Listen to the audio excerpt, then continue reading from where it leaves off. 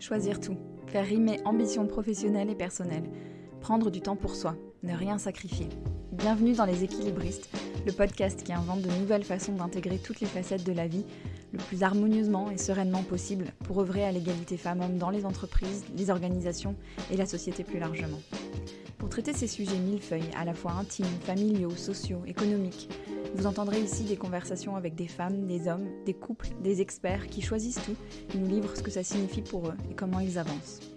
L'ambition de ce podcast, vous rassurer, vous faire réfléchir, rire et prendre du recul. Et surtout, vous mettre en action pour construire la recette qui vous convient. Je m'appelle Sandra Fiodo et je suis la fondatrice de Conscious Cultures, une société dont la mission est d'aider les entreprises à comprendre et prendre en compte qui sont leurs salariés, leurs besoins réels et aspirations pour concevoir les conditions qui leur permettront de fournir leur meilleur travail. Merci de votre écoute, je me réjouis de faire avancer ces sujets avec vous. Hélène Bonhomme, vous la connaissez peut-être comme la créatrice et dirigeante des Fabuleuses au foyer, un site, des newsletters et une communauté autour de la question du bien-être des mères, de la prévention de l'épuisement maternel. Hélène, c'est surtout une de mes très belles rencontres de ces derniers mois, dont je suis très heureuse de vous livrer aujourd'hui le témoignage. Ce qui m'a intéressée en échangeant avec elle, c'est son parcours et la manière dont elle a su si finement utiliser sa propre expérience pour en créer des outils, des partages qui aident autant les autres. Hélène nous parle de son amour de l'écriture, de son premier métier, l'enseignement, et de comment elle en est arrivée à l'exercer et surtout à le quitter aussi rapidement. Elle nous parle beaucoup de sa relation avec son mari et du duo qu'ils forment, moteur dans ses projets avec les Fabuleuses. Elle nous parle de son ambition, du muscle de l'audace, des saisons de la construction de son entreprise qui a démarré avec des articles écrits dans sa cuisine et cachés au fond d'un dossier de son ordinateur. Et elle nous parle aussi du foyer, celui que nous occupons toutes et tous le matin, le soir, le week-end, les vacances.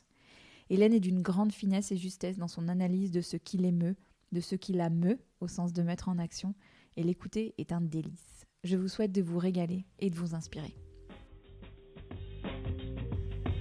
Salut Hélène. Salut Sandra. Je suis trop contente de t'accueillir dans Les Équilibristes. Eh bien, je suis ravie d'être ton invitée. Merci. Merci de prendre le temps. Comment ça va ?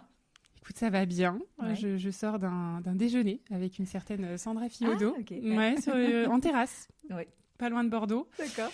Je viens de prendre mon premier coup de soleil de l'année sur le nez, donc je vais bien, vraiment. Tout va bien. Écoute, j'aime bien commencer par le commencement et te demander comment t'étais petite fille. Je suis hyper curieuse de savoir comment t'étais petite et dans quel environnement t'as grandi. Est-ce que t'avais des frères et sœurs ? Est-ce que t'entendais à la maison ? Si ta maman travaillait, je te pose 12 000 questions en une, mais voilà, en gros un peu l'ambiance, tu vois. Ouais. Alors, c'est marrant parce que c'est une question en fait que je me pose en ce moment de comment j'étais quand j'étais petite, puisque j'ai une petite fille, Cassandre, qui a 2 ans et demi, et une autre petite fille, Victoire, qui a 1 an. Et en fait, le fait de les voir grandir, tu vois, avant j'avais 2 garçons. Enfin, j'ai toujours 2 garçons, mais mes premiers sont 2 garçons. Et je m'étais moins vue en eux. Ouais. Et tu vois, ma petite Cassandre, elle a les boucles blondes que j'avais aussi... ou que je vois sur les photos de moi quand j'étais petite. Et du coup, je me dis, tiens, est-ce que j'étais une petite fille un petit peu comme elle ? Est-ce que j'étais un peu différente ? Voilà. Donc, c'est une question que je me pose assez souvent.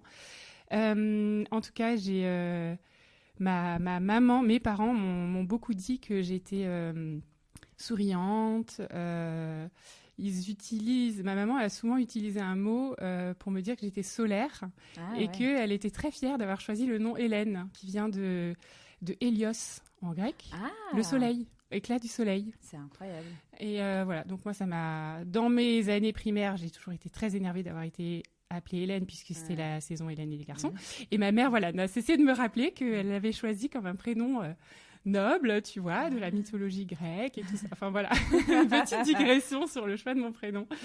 J'ai grandi dans une grande fratrie. On est 5 frères et sœurs. Je suis la seconde, donc j'ai un grand frère très rapproché. Puis ensuite, j'ai un frère, une sœur et encore un beaucoup plus jeune frère.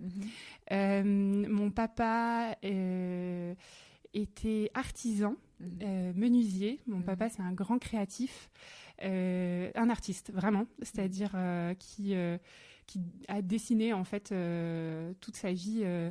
des meubles ou des cuisines, des salles de bain sur mesure pour des gens. Il n'a jamais créé 2 fois la même pièce. Et voilà, donc j'ai grandi pas très loin de de l'atelier de mon papa, avec l'odeur du bois. Voilà, je suis beaucoup allée fuiner avec mes frères, voilà, dans cet atelier, toucher des machines dangereuses qu'on n'avait pas le droit de toucher, jouer à cache-cache derrière les planches, sauter depuis l'étage jusqu'à dans des tas de copeaux de bois et de sciures, voilà. Et puis c'est une affaire de famille puisque c'était l'entreprise à la base de mon grand-père.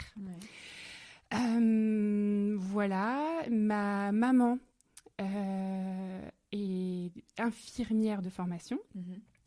Lâché son boulot au moment de la naissance de mon grand frère pour à la fois s'occuper de ses enfants et puis pour devenir un métier qui donne des étoiles dans les yeux, c'est conjoint comment on appelle ça, conjoint collaborateur, voilà. Ah oui. C'est un statut juridique, ou c'était, je sais même pas si ça existe encore. Voilà, en fait, ton job, ton statut, c'est d'aider ton conjoint à, en clair, faire de la compta, de la paperasse, des trucs qui me donnent des boutons, quoi.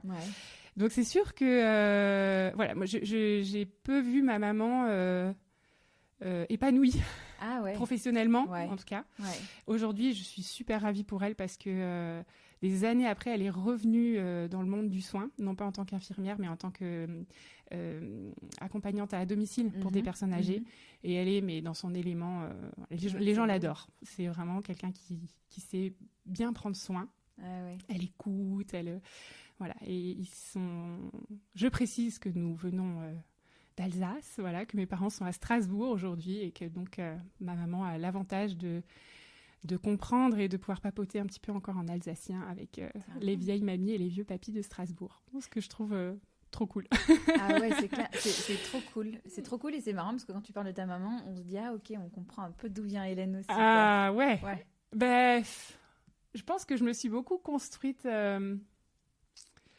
à la fois avec beaucoup d'admiration pour elle et puis à la fois clairement, et j'ose le dire aussi publiquement parce que on en a aussi parlé toutes les deux, mais pour ne pas être comme elle, au sens où, voilà, je sais pas à partir de quel stade de ma vie j'en ai été consciente, mais voilà, ce côté sacrifice, que ce soit du côté famille ou que ce soit du côté pro, moi je voulais l'éviter à tout prix. Ce qui m'a peut-être d'ailleurs amené à beaucoup m'épuiser.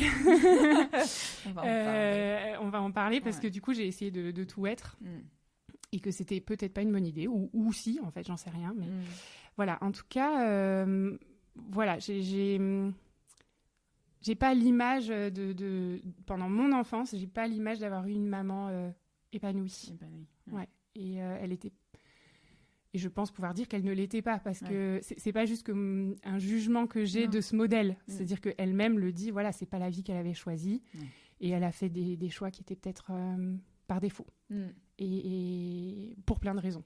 Ce ne sont pas forcément le sujet de cette conversation, mais voilà. Est-ce que j'ai répondu à toutes tes questions? Parce qu'il y en avait, t'as carrément répondu à mes questions poupées russes un peu là. Mais justement, on va parler de ta vie pro à toi, parce que tu as eu plusieurs vies pro. Aujourd'hui, on te connaît comme chef d'entreprise, à la tête des Fabuleuses, mais tu as eu un parcours pro déjà super riche et très varié. Dans une autre vie. Alors, je reprends peut-être à mes études. Donc, j'ai toujours été une littéraire de cœur. Voilà, j'étais vraiment le cliché de la nana qui avait des 3 en physique, vite fait la moyenne en maths, et puis qui s'est retrouvée en filière littéraire au bac. Et bien sûr, j'ai chopé la mention parce que en fait les épreuves de maths c'était des fractions, quoi, ça allait, quoi. Tu vois, donc voilà, je me suis toujours éclatée en histoire, je me suis toujours éclatée en langue, je me suis toujours éclatée en littérature, bien sûr, et en terminale j'ai eu le coup de cœur pour la philo. Voilà, je suis partie en Hippocagne, ensuite en Cagne, et puis j'ai choisi spécialité philo. Donc j'ai évidemment pas eu le concours de l'ENS, mais c'est pas grave, j'ai plutôt fait la prépa pour apprendre. Voilà. Et puis donc j'ai fait une licence de philosophie et je me suis retrouvée à une période de ma vie alors après coup j'ai pas de regrets parce que j'ai fait tout un chemin différents pour arriver où j'en suis aujourd'hui. Mais je regrette quand même de ne pas avoir été assez courageuse à cette période de ma vie. Au moment où j'étais diplômée de philo, où finalement je me suis retrouvée avec 2 envies. La première, c'était celle de passer la Greg pour devenir prof. Mais j'ai paniqué en me disant, est-ce que c'est vraiment ce que je veux faire toute ma vie ? Et est-ce que je vais être capable, s'il y a une différence entre aimer et savoir enseigner ? Ouais. Et puis j'avais très envie de passer le concours pour entrer en école de journalisme. Et pour plein de raisons qui étaient aussi perso, j'ai pas osé. Et je le regrette un peu. Passer le concours d'école de journalisme ? Ouais. Ah ouais. Ou passer le concours pour devenir prof de philo. D'accord. Les deux. Les deux. Ouais. Et en fait, j'ai fait un truc qui m'est... comment dire, qui est remonté, je pense, je sais pas si c'était un rêve de petite fille qui est remonté ou j'en sais rien, mais je me suis dit, voilà, écoute, si tu t'écoutes vraiment, qu'est-ce que tu as vraiment envie de faire ? Et je me suis dit, c'est écrire des livres. Ça, c'est le truc que j'ose pas avouer, mais c'est ce que j'ai envie de faire. Maintenant, est-ce qu'il y a vraiment des études pour écrire des livres ? Non. La meilleure école, c'est la vie. Donc, je me suis dit, ma cocotte, il faut que tu vives des choses. Et pour une raison ou une autre, et donc il faut que tu te trouves un job en fait. Et puis en plus de ça, voilà, j'avais pas de thunes. Mes parents n'étaient pas du tout en mesure de soutenir mes études, donc je me suis toujours débrouillée avec rien. J'avais une petite, ça aidait quand même d'être 5 enfants juste pour la petite bourse de la CAF, tu sais. Mais voilà, qui me servait pas à faire autre chose que mes petites courses au Lidl, voilà. Ouais. Et puis en fait, je me suis dit ouais, il faut que je me trouve un job. Et je suis revenue à un rêve d'enfant qui est de devenir maîtresse. Voilà. Et donc, j'ai passé le concours, non pas pour être prof de philo, mais pour être prof des écoles. Et je me suis retrouvée prof en maternelle, quoi. Et en fait, j'en ris aujourd'hui parce que je me demande vraiment ce qui m'a pris de faire ça. En fait, de me dire, mais comment est-ce que j'ai pu être prof pendant 4 ans ? Alors, j'ai pas fait que de la maternelle parce que j'ai fait beaucoup de remplacements. Donc, j'ai vu tous les âges, tous les... Et à la fois, c'était clairement un rêve d'enfant parce que j'ai martyrisé ma petite sœur pendant des années en lui faisant l'école, en fait. Mais je lui remplissais des cahiers entiers d'exercices, je la faisais bosser, la pauvre. Qu'est-ce que t'aimais là-dedans ? Mais c'est bizarre, je sais pas. Alors, j'ai toujours été la bonne élève, quoi. J'ai toujours adoré l'école. J'étais toujours un peu la... Je sais pas si... Je pense pas que j'avais un profil... de première de la classe relou, voilà, mais j'étais quand même un peu la chouchou des profs, il faut le dire, tu vois, parce que j'aimais trop. Puis t'aimais bosser, t'aimais apprendre. Tu l'as dit. J'ai pas fait la classe de CE1 parce que en CP j'étais prête, quoi. Il m'en fallait plus, il fallait que je rentre au CE2.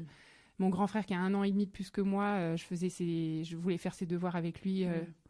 Quand moi j'étais encore en maternelle et lui déjà au CP, enfin voilà, j'ai toujours adoré ça, quoi. Donc je sais pas, j'ai aimé l'école. Enfin bref, toujours est-il que je me suis retrouvée prof et que, enfin, professeur des écoles et que je suis arrivée dans un monde qui m'a totalement paniquée, quoi, parce que déjà aujourd'hui l'école, enfin il suffit pas juste d'avoir envie d'enseigner des trucs, enfin il faut être éducateur, quoi. Il faut être éduxpé aujourd'hui pour être prof. Enfin, je le dis avec une déférence absolue pour les enseignants de nos enfants. Je trouve que c'est un sacerdoce, quoi. J'admire ces gens qui s'occupent de 25-30 enfants comme les nôtres, quoi. Enfin, t'imagines ?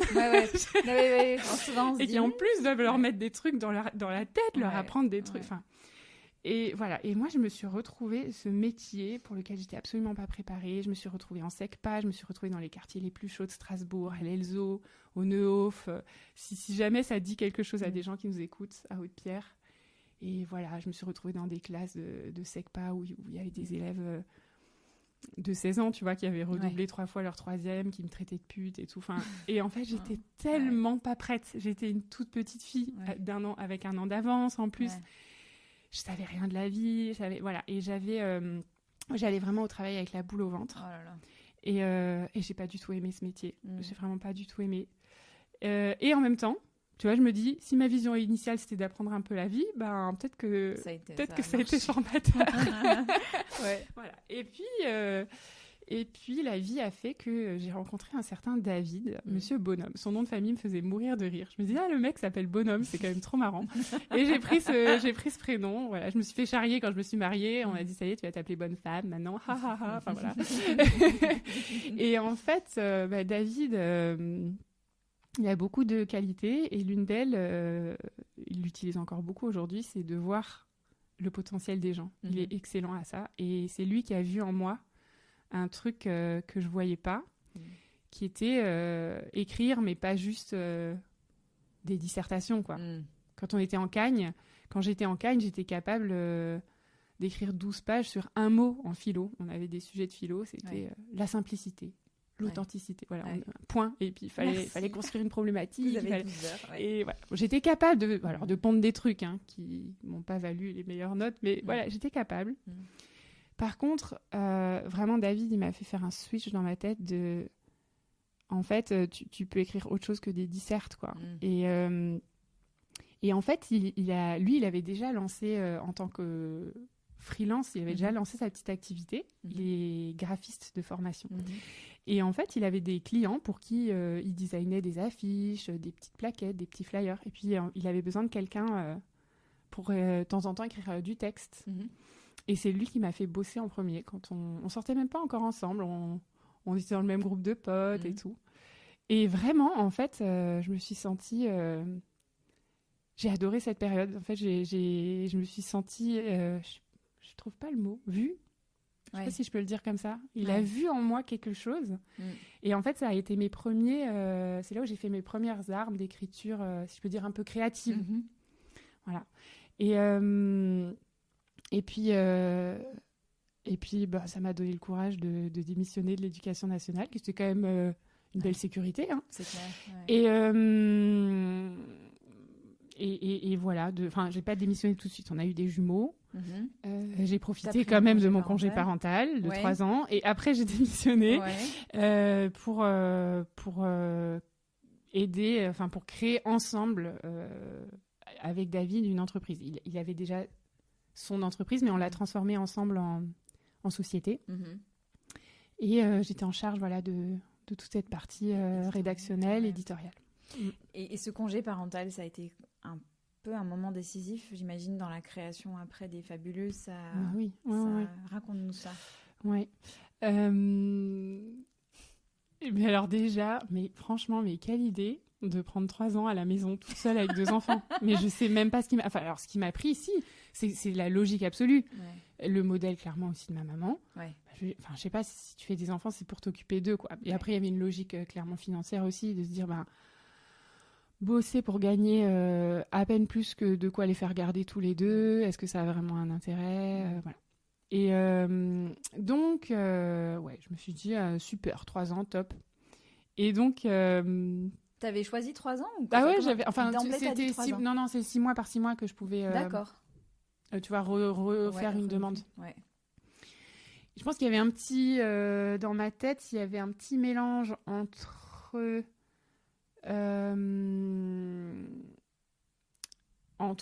l'envie quand même d'être avec mes enfants, peut-être aussi l'envie de relever le défi que je m'étais lancé à moi-même, peur de l'échec peut-être, et clairement aussi la non-envie de retourner dans l'éducation nationale. Oui, si tu dis que ou même bosser avec David, au sens où en fait je me disais mais je suis déjà tellement épuisée de m'occuper de ces 2 bébés, je vois pas comment en plus de ça je pourrais encore gérer un boulot. Donc ce que je voyais pas, c'est que le boulot pouvait aussi me donner de l'énergie. Ça je le voyais pas du tout. Mais ouais. Et donc écoute, quoi te dire, j'étais chez moi avec 2 petits gars adorables au demeurant, enfin des enfants. Il y a rien à dire de plus. Et j'espère que si un jour ils découvrent tout mon travail, ils sauront qu'ils ne sont pour rien dans toute cette histoire. Ça a été le moment de ma vie. Le moment, aujourd'hui, je l'appelle cadeau, mais sur le moment, c'était très dur, où je me suis retrouvée toute seule face à moi-même. C'est mes enfants qui ont pris, parce qu'ils étaient enfermés dans la maison avec moi. Mais ça a été un moment ça a été la découverte de la partie immergée de mon iceberg émotionnel, quoi. Et de plein de systèmes hyper perfectionnistes que je m'étais créé dans ma plus tendre enfance, du petit soleil, quoi, de celle qui sourit tout le temps, de celle qui est toujours de bonne humeur, de celle qui a tout le temps des bonnes notes, de celle qui réussit, de celle qui apporte plein de joie et plein de perfection tout autour d'elle. Et concrètement, ça se manifestait comment, par exemple ? Alors, ça se manifestait par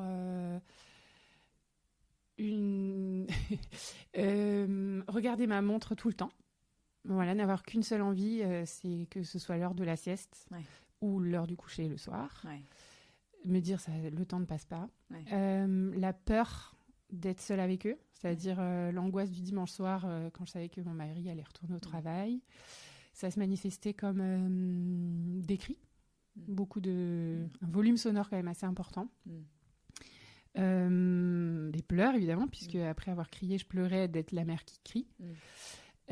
Beaucoup de culpabilité, bien sûr, d'être devenue cette maman que j'avais surtout pas envie de devenir, et puis de me dire mais attends, mais ma mère elle en a 5, je l'ai jamais entendu crier comme ça.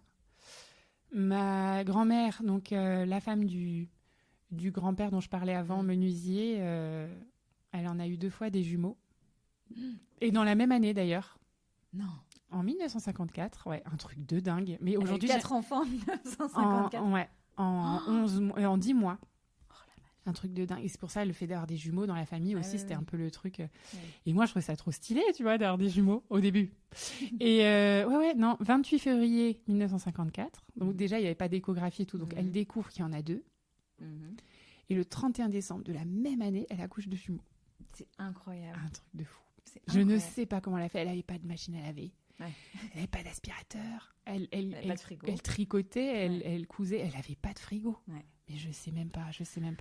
C'est incroyable cette histoire. Ouais. Et clairement, ma grand-mère, j'ai 2 grand-mères exceptionnelles que j'admire énormément. Et je n'ai pas de réponse sur comment l'une et l'autre ont fait pour en tout cas, de ce que j'ai vu de qui elles sont, être autant assurée, aussi pleine d'énergie et de un autre contexte, chaleur, un autre contexte d'attente aussi, très certainement. Et donc là, quand tu t'es retrouvée avec tes 2 petits à te dire attends, là c'est pas du tout la vie que j'ai envie d'avoir ou la maman que j'ai envie d'être, qu'est-ce que t'as fait?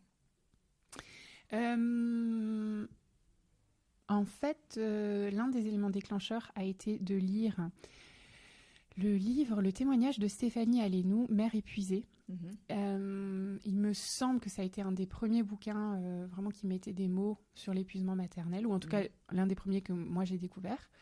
Et en fait, j'ai dit ah ouais, c'est moi. Donc ça, c'était déjà énorme, juste de me rendre compte que j'étais pas seule et qu'il y avait un mot et que voilà. Ensuite, j'ai fait lire le bouquin à David. J'ai dit, bah voilà, c'est exactement comme ça que je me sens. Ok, qu'est-ce qu'on fait? Et lui, il me dit, mais c'est... Enfin, moi, je te le dis depuis le début, hein, tu les mets à la garderie quand tu veux, les enfants. C'est toi qui veux pas, hein. Moi, je t'ai jamais... voilà. Et donc, miracle, il restait 2 places à la crèche du village. Et là, j'ai rempli le dossier avec un sentiment de honte énorme, quoi. D'écrire profession en congé parental. Genre, mais j'ai... entre guillemets, que ça à faire de m'occuper d'eux et j'ai encore besoin d'aide. Donc voilà, gros sentiment d'échec. Et puis j'ai commencé à les faire garder. Au début, je disais, allez, je vais faire 3-4 heures par semaine. Et puis j'ai vite pris goût. Et puis voilà, je les ai mis tous les après-midi, très rapidement. Et j'ai oublié ta question. C'est ça, qu'est-ce que tu as fait quand tu t'es rendu compte que ça, c'était pas du tout comme ça que tu avais envie de vivre, quoi. Donc j'ai commencé à juste avoir des petites bulles de respiration qui m'ont permis de reprendre mes esprits. Et ça, voilà, c'était vraiment l'étape 1. Et puis, en fait, j'ai écrit, en fait. J'allais dire, c'est l'écriture qui t'a... J'ai écrit des textes sur ma vie du moment. Et ça m'a beaucoup aidée alors déjà à faire le tri, à mettre des mots. Il y a une dame qui s'appelle Anne Voskamp qui a écrit un livre sur la gratitude, c'est un autre sujet, mais qui prend la métaphore du mythe de la création avec Adam et Ève, et qui dit, en fait, Adam donnait des noms et elle file cette métaphore en disant donner des noms, mettre des mots, c'est le paradis. Et en fait, vraiment, c'est une période où j'ai mis des mots, beaucoup, dans l'écriture. Et pour moi, ça a été un petit début de ciel bleu, pour ne pas dire paradis, parce qu'on n'en était pas là du tout. Voilà. Une première forme de thérapie, je pense que je me suis offerte à moi-même. Que tu as gardé pour toi au début, ces textes ? Ouais, et donc ils étaient planqués au fin fond du dossier du bureau de l'ordinateur. Et là, c'est clairement David qui m'a littéralement, c'est même pas qu'il m'a mis un coup de pied au derrière, c'est qu'il ne m'a pas lâché. Il m'a saoulée, mais vraiment, pour que je lance un blog. Ouais. Mais vraiment, il m'a saoulée. Et vraiment, je l'ai fait pour qu'il arrête de te saouler. Voilà. Ouais. Voilà. Et puis, mine de rien, en tout cas, dans mon petit monde à moi, après, je sais pas, mais c'était début 2014, moi, je connaissais aucun blogueur, aucune blogueuse. C'était quand même encore assez, enfin, peut-être pas nouveau, mais en tout cas, assez...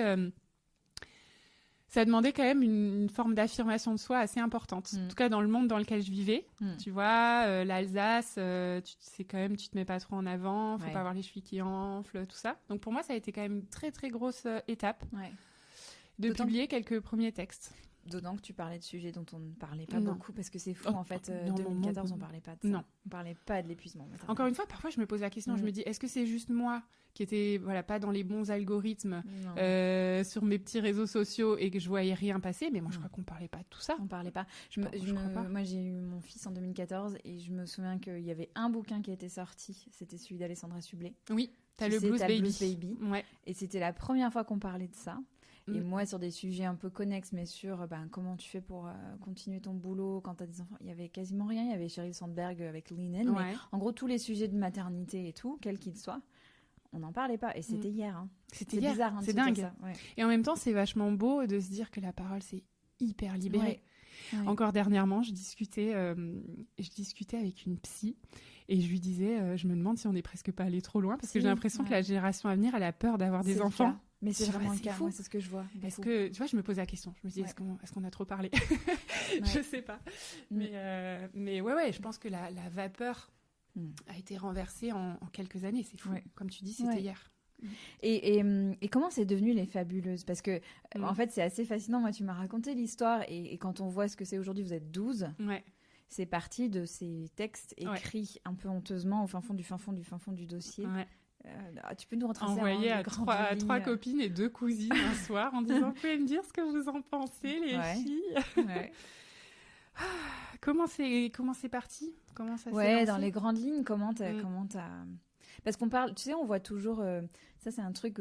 dans l'entrepreneuriat, on voit toujours le succès, le résultat. Ouais. Et on ne sait pas comment elle était, Hélène, à faire clic, à publier son premier article ou à dire « Ok, je prends le risque de... » Comment ça s'est passé, tout ça ? En fait, moi, j'ai découvert un truc formidable qui, je l'ai constaté, et tout à l'inverse du perfectionnisme, c'est le perfectionnement. Et ça a été mon chemin d'entrepreneuriat depuis, tu vois, 2014, 2022, 8 ans, si je calcule bien. C'est quand même pas mal déjà. Le perfectionnisme, c'est une forme de paralysie. Ouais. C'est-à-dire qu'en gros, c'est tout ou rien. Je ne vais pas faire un 95 parce que sinon, je vais bloquer sur les 5% qui ne sont pas au top du top. Ouais. Et le chemin que j'ai découvert, c'est le chemin du perfectionnement. C'est, en fait, si je ne commence pas quelque part, si je ne suis pas prête à montrer au monde aujourd'hui un truc imparfait, jamais je pourrais écrire demain un truc un peu moins imparfait qui me permettra d'écrire un 3e truc qui j'aurais progressé dans ma technique, dans mon fond, et puis un 4e, et puis un 5e, et puis et je parle pas seulement de mes compétences en écriture, je parle de mes compétences aussi après en management quand j'ai commencé à recruter, de mes compétences en direction tout court. Parce que c'est usant, hein. C'est encore un tout autre métier, quoi, d'être celle qui prend les décisions et qui essaye de ne pas trembler devant son équipe, alors que moi-même, je n'ai aucune idée si c'est une bonne idée ou pas, ce que je fais, en fait, j'en sais rien. Tu vois, je le saurai plus tard, quand je me serai plantée ou pas, quoi. Enfin, voilà. En tout cas, les grandes lignes, je pense que ça a été un gros mix de beaucoup de travail, on ne va pas se mentir. Ça fait 8 ans que tous les jours de ma vie, j'ai travaillé sur mon projet. Et quand je dis tous les jours, c'est que même les fois où j'ai pas forcément été derrière mon ordi, ça turbinait dans ma tête et j'étais en train, sous ma douche, d'écrire mon mail du lendemain matin. Enfin, voilà. Donc, tous les jours de ma vie, depuis 8 ans, je bosse comme une dingue sur Les Fabuleuses. Ouais. C'est pas un hasard, c'est pas la success story qui sort de nulle part. Ouais. Où tu travailles 4 heures par semaine et tout se passe non, quand même. La semaine de 4 heures de Tim Ferriss, je pense que... Enfin, je sais pas si ça existe. Je sais pas. J'ai un très gros doute. Ouais. Beaucoup de travail et beaucoup de... Alors, je sais pas, j'appellerais pas ça de la chance, destin, ça fait peut-être un peu monde de bisounours et de licorne, mais il y a eu des moments qui étaient juste là, en fait, et que j'ai eu la grâce de pouvoir saisir. David, il aime bien dire ça comme ça, c'est devenu un peu notre mantra, c'est préparation, opportunité. Et en fait, je crois que dans l'histoire des Fabuleuses, nous, on s'est toujours préparé à vivre quelque chose de grand. Et en fait, du coup, ça fait que mentalement, on était prêt à voir les opportunités et à se retrousser les manches pour oser conquérir ces montagnes-là, quoi. Donc, quand je parle d'opportunités, ça a été un coup de fil de M6 qui me dit « Ah, quelqu'un a déposé votre dossier pour être finaliste dans le concours de la femme Teva de l'année. Vous faites partie des 10 finalistes. Vous allez passer... venez demain à Paris, tu sais, pour la provinciale qui n'était jamais montée dans un train. » Enfin, voilà. Ensuite, ça a été... rencontre avec un éditeur qui accepte dans la foulée de faire mon livre. Ensuite, ça a été l'émission 1001 vies sur France 2 avec Frédéric Lopez, dont les gens me parlent encore aujourd'hui. C'était en 2017 où j'ai parlé de mon burn-out maternel. C'était des trucs comme ça. Voilà, moi, j'ai jamais eu d'attaché de presse, j'ai jamais personne qui a envoyé des dossiers à droite à gauche pour qu'on parle de nous. Enfin, voilà, il y a eu des grands moments comme ça que j'ai cueillis. Et j'ai toujours eu, avec Les Fabuleuses, j'ai bossé sur d'autres projets aussi via l'agence de com qu'on a montée avec mon mari. Mais chez Les Fabuleuses, il y a un truc que moi j'appelle le fil. Dans ma petite tête à moi, c'est cette sensation de tirer sur un fil et se dire mais c'est dingue, en fait, il y en a encore.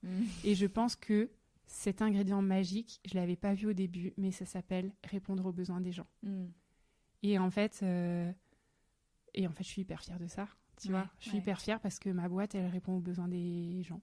Elle répond aux besoins de la mère à bout de nerfs qui se sent seule et qui se sent la seule. Et je pense que c'est pour ça, en fait, que ça a pu grandir comme ça a grandi.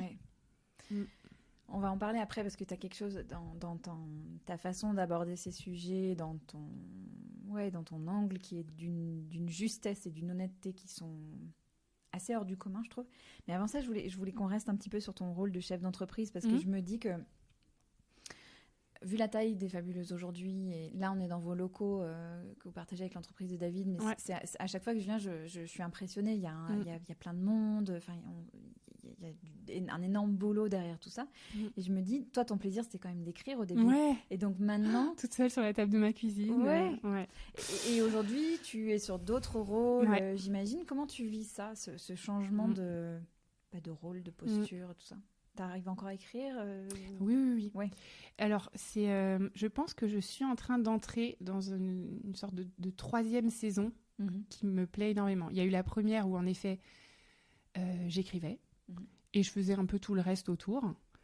Et où j'ai commencé quand même à me fatiguer un peu de faire tout le reste. Ensuite, une deuxième saison qui a été la construction de cette équipe.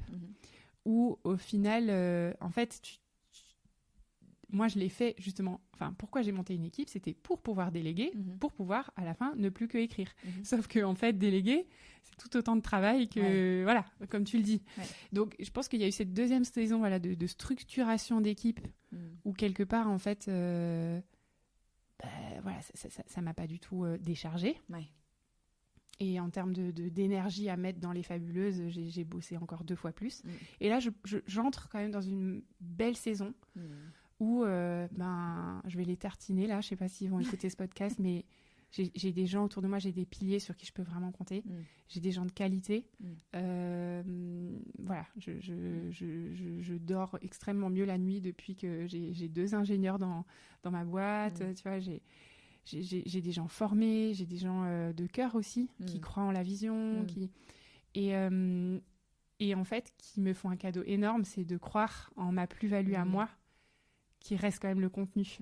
Et voilà, donc j'entre dans cette saison quand même où les temps d'écriture deviennent quand même de plus en plus importants à nouveau, parce que je sors d'une grosse saison de structuration. Cela étant dit, je reste quand même la dirigeante. Et ça m'a beaucoup angoissée au début de diriger. Et je dirais que ça m'éclate un peu plus aujourd'hui parce que je m'autorise plus à être moi et à pas essayer de le faire selon comme il faudrait. Et je sais même pas ce que c'est d'ailleurs parce que j'ai jamais été dans le monde de l'entreprise ou je sais même pas ce que c'est vraiment. Mais et tu vois, du coup, pour moi, en fait, ça veut dire être moi. C'est-à-dire que lors de notre point hebdomadaire, je débarque entière avec toutes mes émotions. Je leur raconte ce qui se passe. Je leur dis où on en est. Je raconte des histoires, j'utilise des métaphores, j'essaye d'être moi, quoi. Et pour l'instant, j'ai l'impression que ça se passe bien. Ça marche, ouais. Parce que c'est ce qu'on sent quand on vient ici, c'est ce côté de cœur aussi. Tu sais, il y a un côté un peu... Je sais pas si vous vous définissez comme ça, et moi je me suis toujours méfiée des boîtes qui disent on est une grande famille, parce qu'en général... C'est la porte ouverte au burn-out, on va pas se mentir. Donc j'ai pas envie de dire ça de votre boîte, mais il y a quand même ce truc un peu familial, un peu de cœur. Ouais, avec quand même, et ça vient de mon histoire, une hantise de mon côté d'abuser des gens. Ouais. En fait, moi j'ai été pendant des années dans un système associatif fondé sur le bénévolat, très culpabilisant, et ça me donne des boutons. Ouais. Donc voilà, c'est un des grands questionnements que j'ai. C'est à la fois je pense que 100% de mon équipe ne serait pas là s'il n'y avait pas cette base cœur. Ouais. Et en même temps, j'essaye de tout faire pour que voilà, ce soit un vrai job, quoi. Enfin, je sais pas comment le dire, un environnement pro avec et c'est aussi une de mes fiertés, clairement, d'être capable, même si je tremble à chaque fois, mais de savoir générer aussi les finances pour que tous mes employés et des vrais contrats payés selon la vraie valeur du marché et tout ça, j'en suis fière. Il y a de quoi. Il y a une autre question que je voulais te poser par rapport à tes choix pro, mais j'imagine que c'est vrai dans ta vie aussi. En faisant mes recherches un petit peu pour préparer notre entretien, je suis tombée sur le site de Florence Servan-Schreiber qui parle de toi et qui raconte comment tu étais allée la voir à un moment donné pour lui demander conseil. Et je me suis dit, c'est chouette en fait. Est-ce que ça fait partie de ta façon de prendre des décisions ? Tu as cette facilité à aller demander conseil à des gens qui t'inspirent, que tu admires Alors, j'étais morte de trouille, mais pourquoi j'ai osé le faire ? C'est en fait, je suis allée voir sa conférence Power Patate. Oui. C'était en 2016. Et en fait, cette femme m'a subjuguée. Et en fait, je suis rentrée à Strasbourg et j'ai dit à mon mari, je sais ce que je veux faire, je veux monter sur scène. Et en fait, j'ai trouvé Florence hyper inspirante parce que à la fois, c'est une excellente pédagogue, c'est une prof en fait. Elle se décrit professeure de bonheur. Et en fait, elle rentre tellement pas dans les codes. Elle est tellement elle-même. Elle monte sur scène avec une cape. Elle est avec ses bottes rouges qui lui montent jusqu'aux genoux. Et puis elle le dit elle-même, elle vient quand même d'une grande famille avec beaucoup d'écrivains et tout. Et elle n'a pas essayé de fitter, de rentrer dans un moule, quoi. Elle a juste été elle est juste elle. Et je sais pas, ça m'a mis des étoiles dans les yeux. Et en fait, encore une fois, c'est David. Et franchement, je suis obligée de rendre à César ce qui appartient à César, parce que c'est encore une fois lui qui me dit, contacte-la. Et en fait, je lui envoie un mail, mais vraiment comme une bouteille à la mer, quoi, en disant, écoutez, ça a été c'était une révélation pour moi de vous voir. J'adorerais... je sais même plus comment je l'ai formulé. J'adorerais... en me disant, elle va peut-être, avec un peu de chance, répondre à mon mail, quoi. Et Florence Servan-Schreiber me répond... venez tel jour, telle heure dans mon bureau, on en parle, quoi. Donc, j'étais toute folle, j'avais des palpitations. Et puis voilà, je suis allée la rencontrer dans son bureau à Paris, on a papoté. Et en fait, je l'avais déjà interviewée une première fois par téléphone. Et puis quelques temps plus tard, elle m'a proposé en fait de faire la première partie d'une de ses conférences à Strasbourg. Elle a été, adorablement sublime, en fait, dans ce cadeau qu'elle m'a fait. Et là, je reprends son expression, de me faire la courte échelle. Parce qu'en fait, mon speech de ce jour-là, alors c'est moi qui l'ai proposé, mais c'est elle qui m'a aidée à le réécrire, à l'affiner. Elle m'a vraiment coachée pour faire sa première partie. Donc c'est un cadeau énorme. C'est clair. Et voilà, plus tard, on a fait un défi ensemble aussi de kiff avec les Fabuleuses. Et voilà, au-delà du contenu de ce qu'elle propose, qui m'a beaucoup aidée sur la gratitude et sur les super pouvoirs. Ouais, c'est quelqu'un qui a su me faire la courte échelle et je lui en suis infiniment reconnaissante. Et pour répondre à ta question, je pense pas que c'était naturel pour moi à la base, mais je pense que j'ai beaucoup appris à oser demander. Et en fait, je trouve que ça demande une assise intérieure vraiment importante, parce qu'il faut partir du principe qu'on va pouvoir te dire non. Ouais. Et ça, il faut l'accepter. Je pense qu'en osant demander, j'ai eu plein de portes fermées, mais plein d'autres ouvertes. Ouais. Et j'ai pu vivre plein de trucs assez extra. Et alors, on peut muscler ce muscle-là de manière très, très simple, tu vois, en redemandant une portion de frites après son repas au restaurant, en demandant... Une fois, je bossais dans un café et je me suis dit, fais-le, juste pour t'entraîner. Et j'ai demandé s'ils pouvaient juste baisser la musique parce que je travaillais et que ça me dérangeait, tu vois. J'étais quasiment la seule. Et puis, hop, ils ont baissé le volume. Ouais. Et voilà, à force d'oser, en fait, se dire, non, mais au pire. Je pense que ça a musclé quand même ma capacité... Voilà, cette petite, entre guillemets, technique, a musclé un peu ma capacité à tenter ma chance, quoi. Non, t'as carrément raison. Sur des situations à zéro enjeu. Exactement. Tu risques rien. Au pire, il se dit qu'est-ce qu'elle est chiante. C'est ça, là. Tu ne le verras plus jamais, tu trouveras un autre coworking et c'est pas grave. Hein. Exactement. Et un peu en lien avec Florence Servan-Schreiber, on a échangé plusieurs fois sur cette question-là, mais je suis intéressée par tes sources d'inspiration. Donc je sais que Oprah en fait partie. Ah, tu m'as grillée. Mais en gros, je sais pas si tu te définis comme ambitieuse, mais moi c'est un mot qui me vient quand je pense à toi. Je me demande comment tu nourris cette ambition et qui te permet de rêver plus grand. Tu vois, quand tu seras plus grande, tu voudras être qui? Oprah. Ouais. Non, alors déjà, ce mot ambition, je dois avouer que oui, il me parle. Et que ça n'a pas forcément été facile dans mon parcours de me réconcilier avec cette partie de moi. Mais ouais, je crois que... je pense qu'en fait, le monde est un terrain de jeu et que, en fait, pourquoi pas, tu vois. Donc, peut-être que je me fous complètement, mais je m'imagine les Fabuleuses un jour dans des très, très grandes salles, tu vois. J'imagine des zéniths et pourquoi pas Bercy remplis un jour de mamans qui aurait fait ça, tu vois. Et ça me fait triper, en fait, de me dire pourquoi pas. Et qui est-ce qui m'inspire?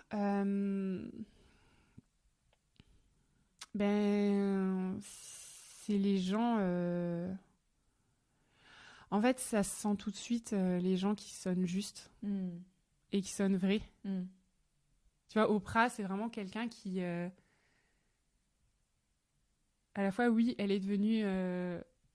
je sais même pas comment l'appeler, la déesse de la... D'ailleurs, je dis Oprah, mais je fais même pas d'interview, en fait. Je suis même pas vraiment une poseuse de questions. Mais j'aime bien son côté fédérateur. Ouais.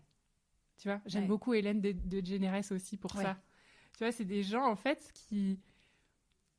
En fait, ils ont plein de gens intéressants qui gravitent autour d'eux. Ouais.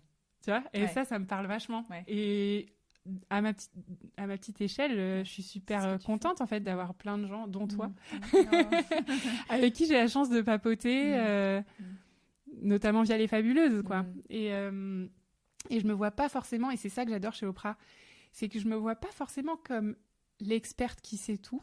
Ouais. Tu vois, moi, j'ai pas de diplôme de coaching, je suis pas psy, je suis pas... J'ai pas de bagage théorique, vraiment, à part mes lectures, mais... Mais en fait, en essayant de comprendre un peu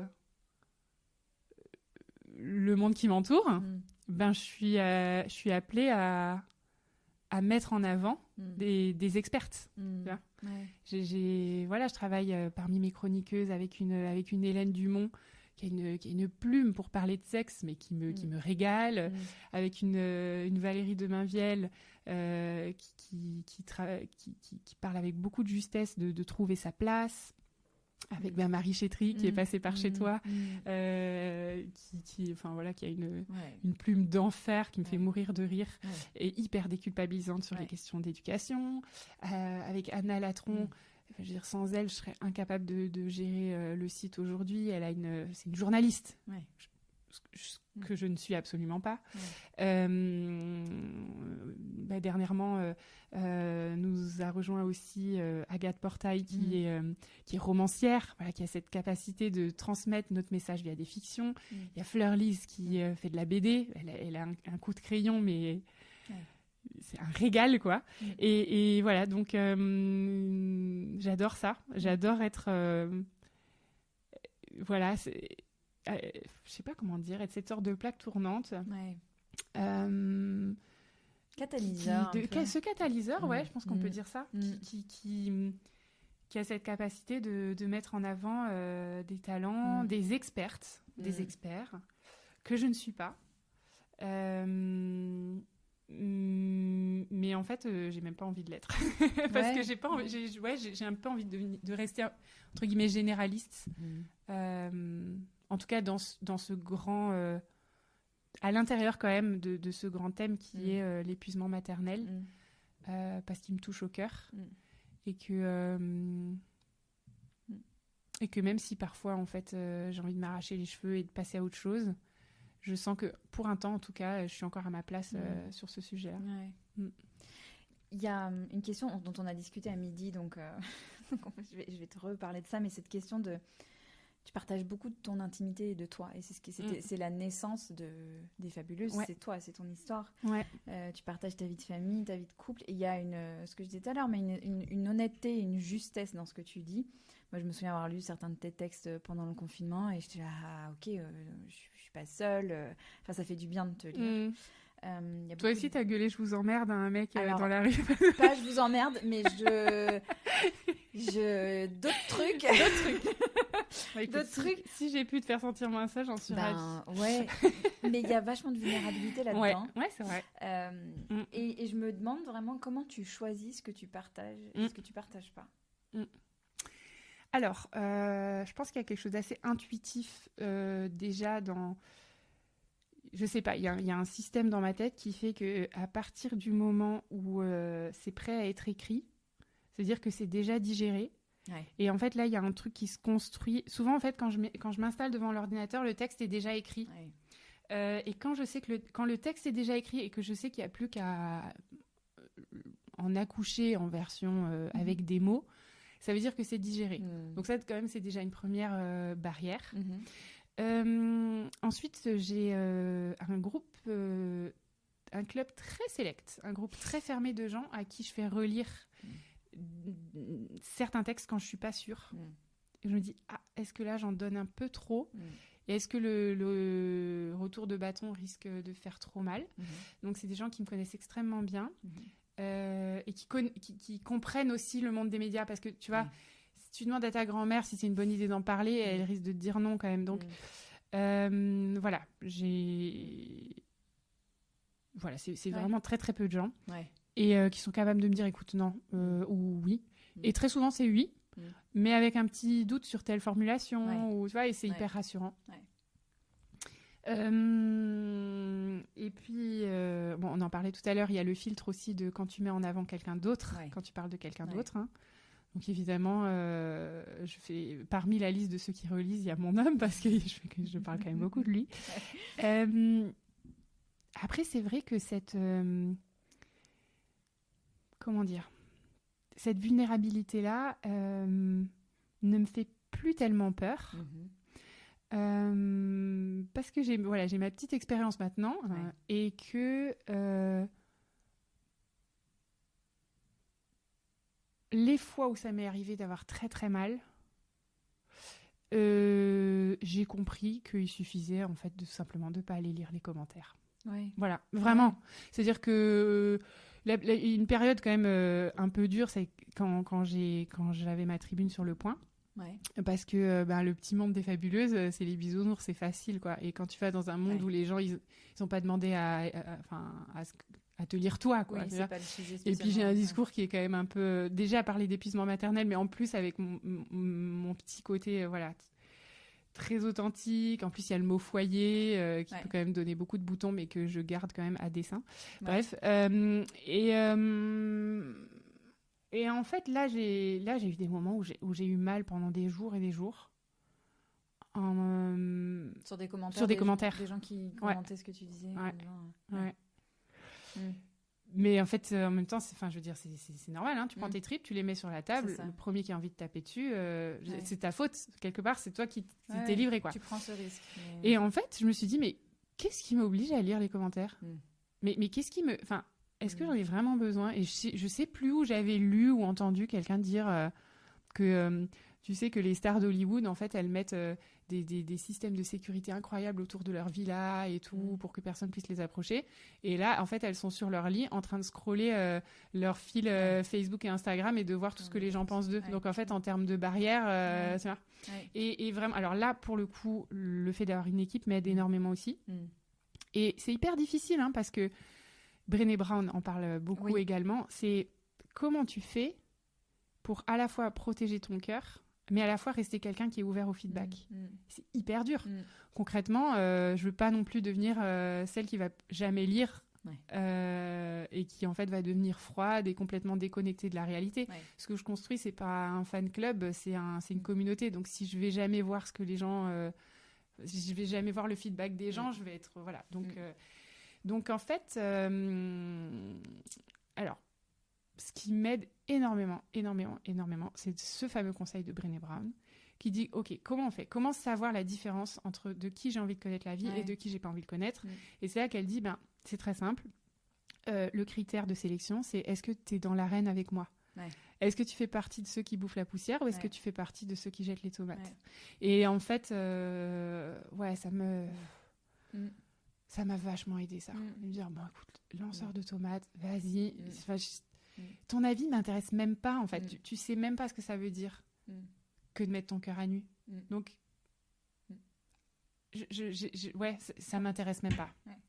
Et du coup, elle conseille de faire un petit papier de 2 cm par 2 cm et de faire rentrer des noms là-dessus. Donc, en l'occurrence, il pourra pas y en avoir beaucoup de gens dont tu acceptes vraiment le feedback. Et là, c'est la fameuse liste dont je parlais tout à l'heure de gens...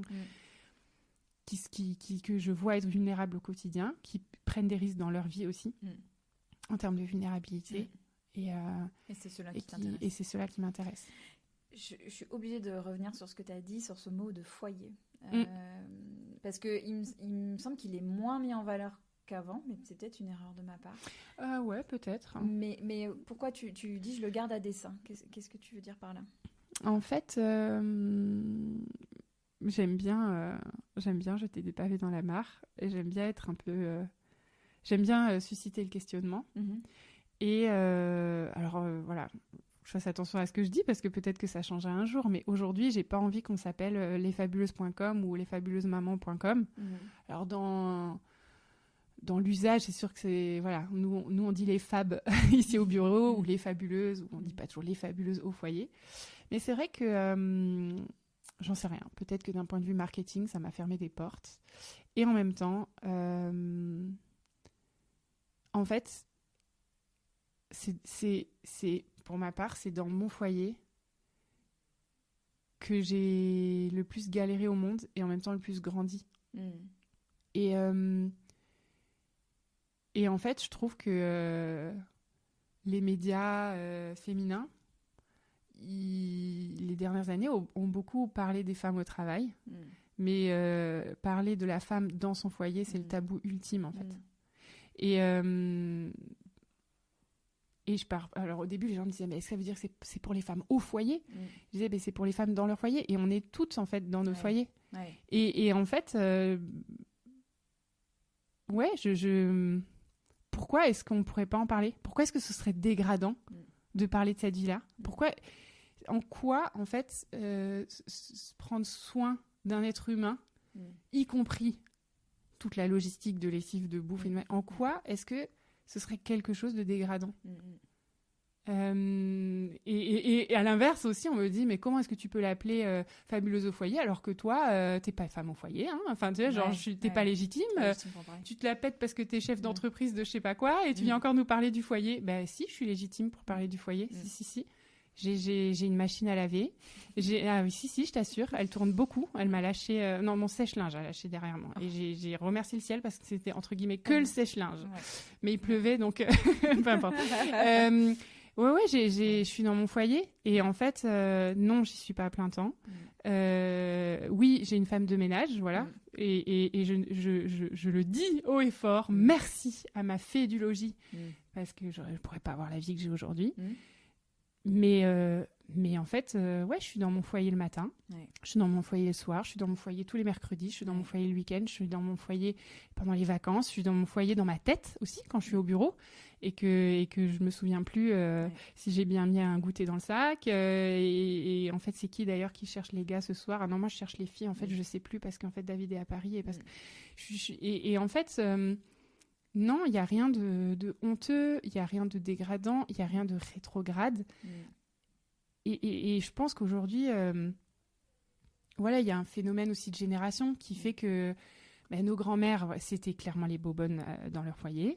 Nos mères, on leur a dit, voilà, les années 70, la révolution sexuelle, allez le plus loin possible de votre foyer, c'est là que sera votre épanouissement, dans l'indépendance financière, c'est-à-dire dans le travail. Et j'ai l'impression, même si je ne suis pas sociologue, de pouvoir dire que pour notre génération, c'est les deux. C'est comment on fait et les deux. On retombe sur les équilibristes, quoi. Parce que c'est les deux. Et moi, je rencontre peu de femmes aujourd'hui qui sont dans le modèle 100% boniche. J'en rencontre très peu, ou même pas du tout, qui sont dans le modèle 100% working mom, carriériste. Le mot carriériste, il n'existe même plus aujourd'hui. Je crois pas. Et en fait, on essaye toutes d'être les deux. Et donc, voilà, je me considère pas comme un média qui veut tout dire.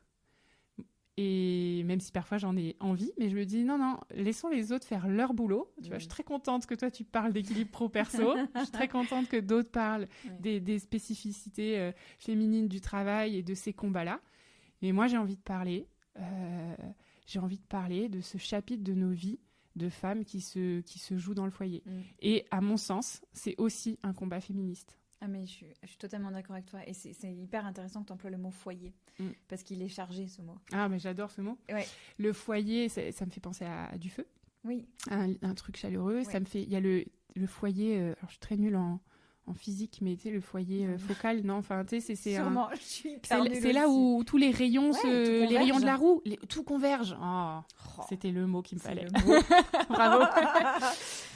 Ouais, c'est puissant comme mot. C'est hyper puissant comme mot. Il y a une notion dans foyer, moi j'entends centrage, décentrage, recentrage, tu vois, quelque chose où tu vas chercher une énergie que tu vas être capable de déployer plus loin. Et tu vois, je le dis souvent, hein, je dis, moi aujourd'hui, j'aurais pas la vie professionnelle que j'ai sans mon foyer, et j'aurais pas la vie familiale que j'ai non plus sans ma vie professionnelle, parce que voilà, aujourd'hui, j'en vis et j'en vis bien, ce qui était d'ailleurs pas du tout le cas au début. C'est finalement récent, mais voilà, et je suis reconnaissante pour les deux en fait. Je suis reconnaissante d'avoir une vie de famille qui nourrit mon travail et un travail qui nourrit ma vie de famille. Tu as beaucoup parlé, c'était une question que j'avais prévu de te poser, mais tu m'as fait une belle... tu m'as pavé la voie. Tu as beaucoup parlé de David, qui joue clairement un rôle hyper important dans le fait de te donner, parfois, j'ai l'impression, le courage de sauter des grosses étapes. Comment ça se passe? Ça, c'est... Mais en fait, comment ça se passe? En fait, ceux qui le connaissent me comprendront, mais c'est tellement lui. C'est quelqu'un d'assez particulier, quand même. Très entrepreneur dans sa tête. C'est quelqu'un qui vit dans le futur. Il est pas ici avec moi, il est dans 10 ans, hein, vraiment. C'est usant, c'est très fatigant. il a 40 idées à la seconde et j'ai beaucoup appris aussi à l'écouter en me disant c'est pas parce qu'il le dit qu'il va le faire. Donc c'est bon, détends-toi, ne le transforme pas en liste de tâches. C'est vraiment, il en a besoin, très mental. Voilà, c'est un visionnaire. Peut-être que parfois aussi, il projette trop de choses sur les autres. Et je pense qu'il peut en être conscient aussi. Enfin, il en est conscient. Et en même temps, voilà, clairement, c'est mon René, quoi. Enfin, je confesse, écouter beaucoup de Céline Dion dans mes oreilles pendant que j'écris. Voilà, tout est dit. Et David, c'est mon René. Enfin, c'est...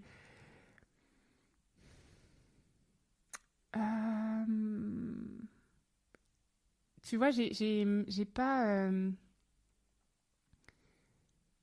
je ressens pas, en fait, ce besoin de...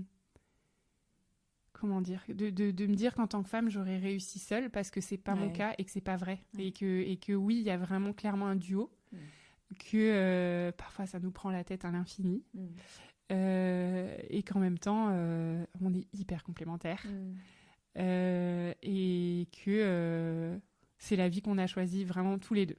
Voilà. Après... je j'érige pas du tout ça comme un couple goal, tu vois, de bosser ensemble ou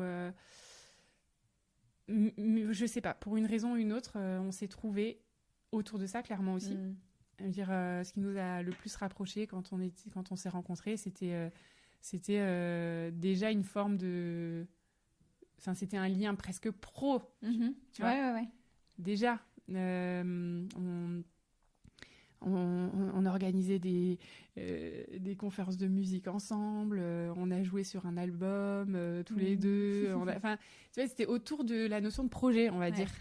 Et d'ailleurs, on a beaucoup bossé après avec des thérapeutes de couple pour élargir un peu notre champ, notre champ de couple plutôt amical et puis aussi romantique, tu vois, parce qu'on était quand même très autour du duo qui bosse ensemble, quoi.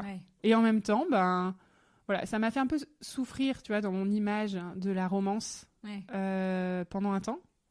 Et aujourd'hui, je me suis réconciliée avec ça en me disant que déjà, on avance énormément de ce côté-là. Je pense pouvoir dire voilà, qu'on est beaucoup plus amoureux aujourd'hui qu'on n'a jamais été. Mais en même temps, c'est notre ADN de couple, en fait. On adore ça. Ouais. Comment tu te ressources, toi?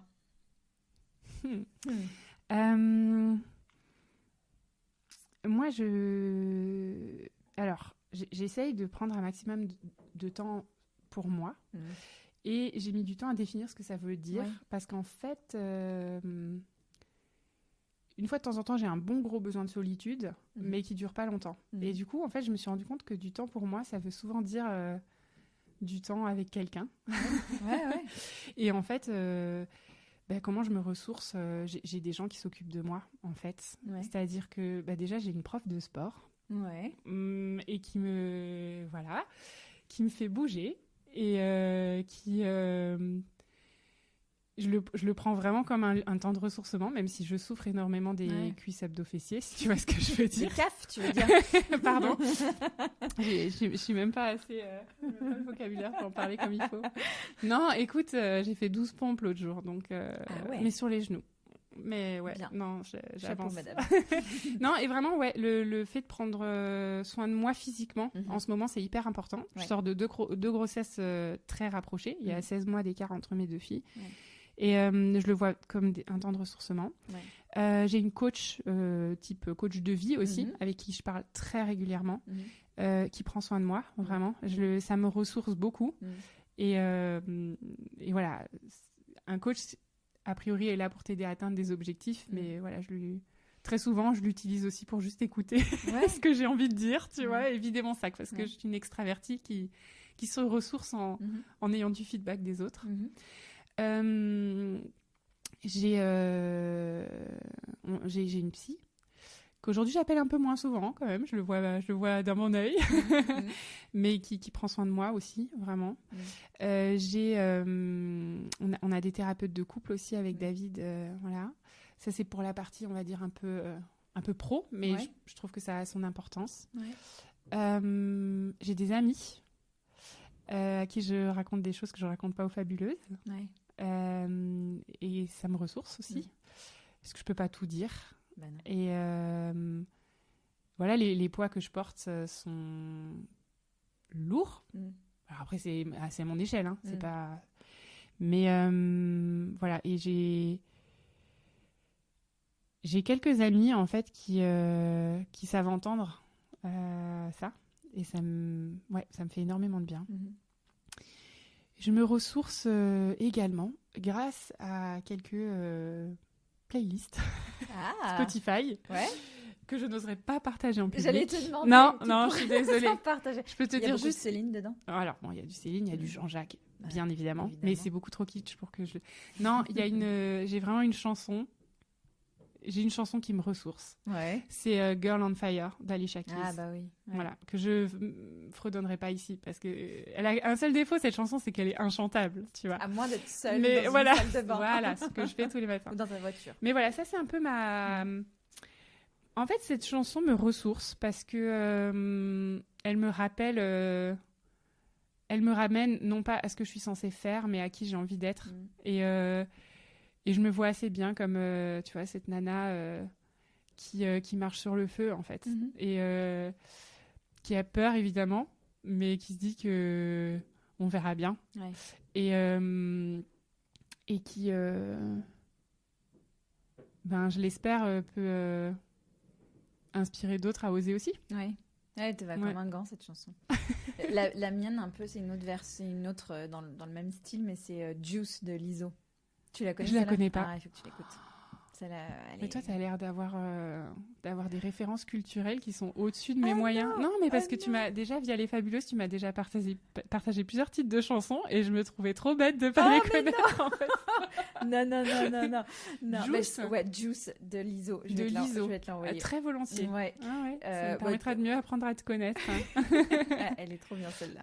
J'ai une dernière question pour toi, Hélène. C'est de savoir de quoi tu es fière. Ouh. Je suis fière d'être toutes les femmes en une. Et je le dis avec presque des petites larmes qui me montent dans les yeux parce que encore hier soir, je suis en train de faire une scène mélodramatique chez moi parce que en fait, je m'en veux presque de me dire mais pourquoi est-ce que je me crée tellement de problèmes moi-même, en fait. Suffirait d'avoir un tout petit peu moins d'ambition, suffirait, tu vois, de faire un tout petit peu moins d'enfants, il suffirait de... Je sais pas, pourquoi est-ce que je me fatigue toujours autant? Et en fait, je sais pourquoi. Je l'oublie quand je suis fatiguée et que j'en ai marre. Mais c'est parce qu'en fait, c'est ma question de vie. C'est est-ce que c'est possible? Est-ce que c'est possible? Et on verra bien, je vais essayer. Et en fait, je suis vachement fière...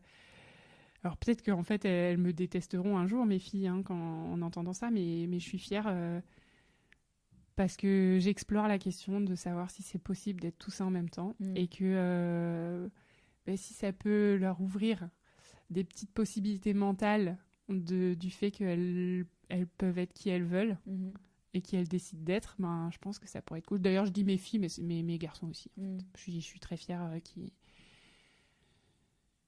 Ouais.